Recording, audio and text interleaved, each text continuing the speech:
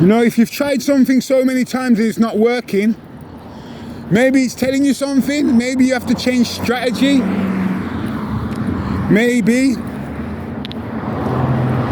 So, people, I'm going to wrap this video up now. You know, I hope you have a great day. I hope you have a good day. And I hope this video brings something to you.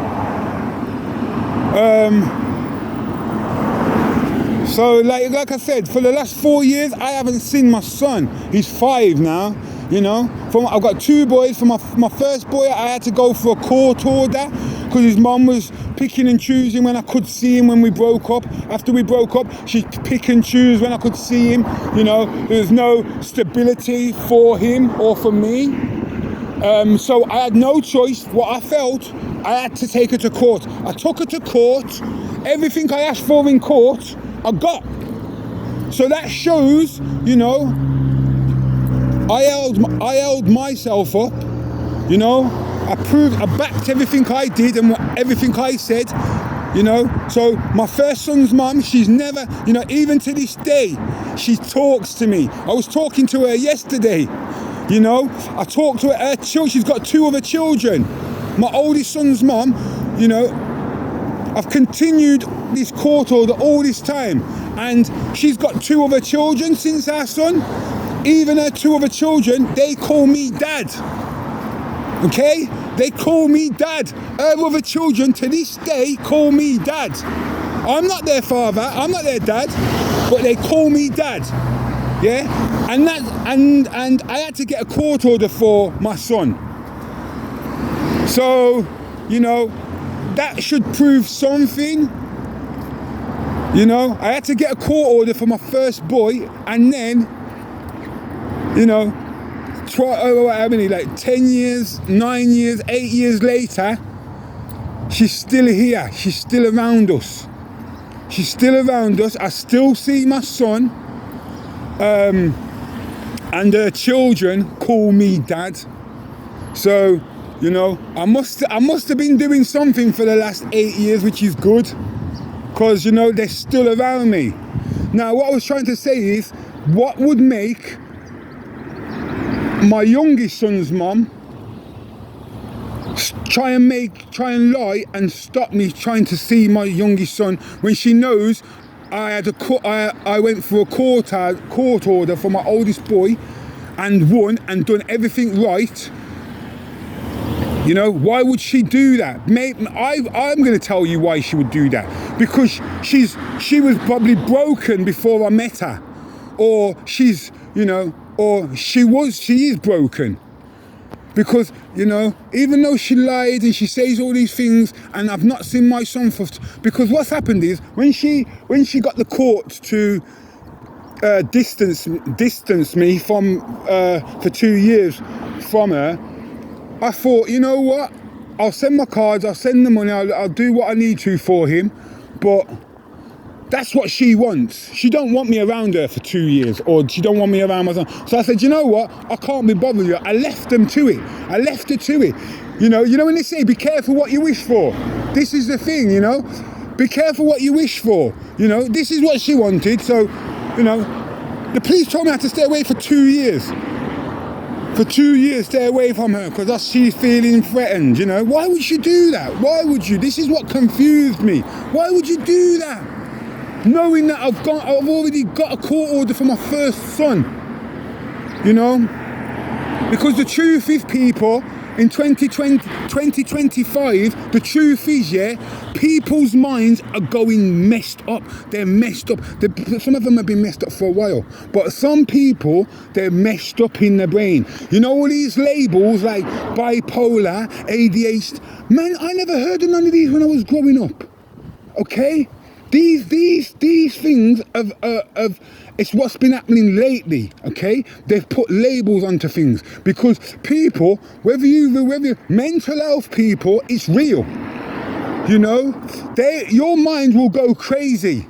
They will let your mind go crazy out here. Yeah, with all the things that's happening. You know, look how many things are happening out here at the moment, people. You know, some of the things that's happening out here is enough for anyone. But then when you get, but then when you've got extra problems, so like in your marriage or in your family, and that will, some of them things will just push you over the edge. It has pushed people over the edge. So, you know, a lot of it is your mind.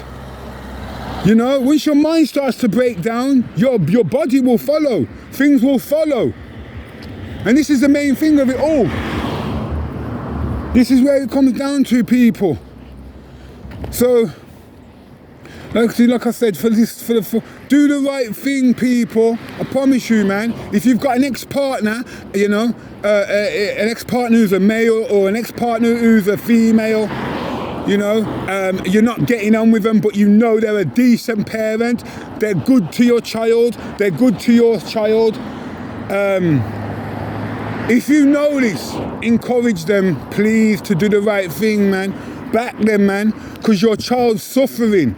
The children are suffering, you know. I haven't seen my son, and just because my youngest son's mum put that 2-year thing out there, just because my son's put that 2-year to stay away from her out there, and I tried to contact him, sending money within the 2 years.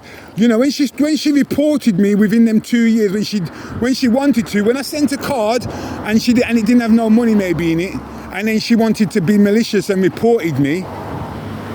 When she'd done that in the 2 years, it started to grind on me even more. Because I thought, you know, even in the 2 years, I've been trying to, you know, I'm still trying to do right by my son and even her and her children. And she's still playing games when it suits her. You know, she'll call the police when she's happy, when she's not happy. And she won't call the police when she is happy. When she's getting something that justifies her, she won't ring the police. You know, and when she's not getting her way, you know, she's ringing the police. You know, that's not love, people. From a man or from a woman, it doesn't matter whether you've got children with them or not. If they can do this in your dark times, if they can turn and do that to you, it wasn't love. It wasn't love. The child was given to you as a blessing then. That's what it is. That's the love part. You was given the child to change what you are actually, your lifestyle, to make it better, to become better people. Like I said, you know, I would have never hurt my son. I haven't seen him for 4 years, and because of the 2 years now, because of the 2 years that she did to me, and then she started being malicious afterwards, it pushed me away. So now, even when the 2 years done, I can't be bothered. I can be bothered, but I can't be bothered with the drama from them. I can't be going to trying to contact her to see him, and she starts it all again. She does the same thing again. You know, that's horrible, people.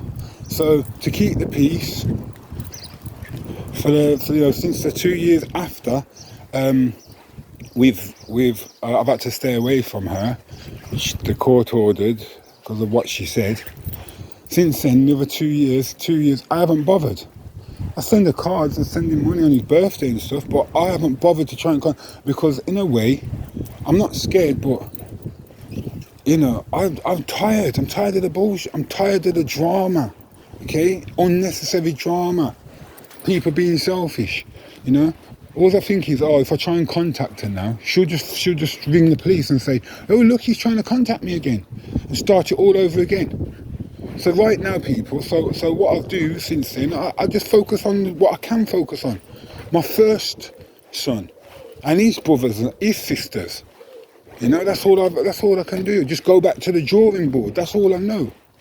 So, yes, people, I'm sorry, man. Like, thank you if you've stayed along with me for this long in the video. I just say it was going to be a bit of a short one, but